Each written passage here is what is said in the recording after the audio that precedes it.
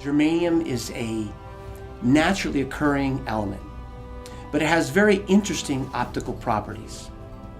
It's understood by science that the body gives off energy in a spectrum of wavelengths. What germanium is able to do is actually absorb all of those wavelengths that are coming off the body and refocus it and direct it back into the body, but in the far infrared spectrum. So the question is, what does far infrared do for the body? Reported in many medical studies is that far infrared actually activates the nitric oxide pathway.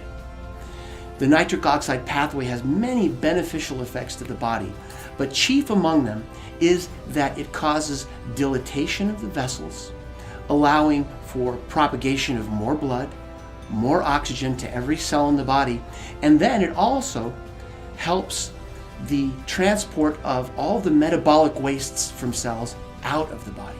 This is a critical technology.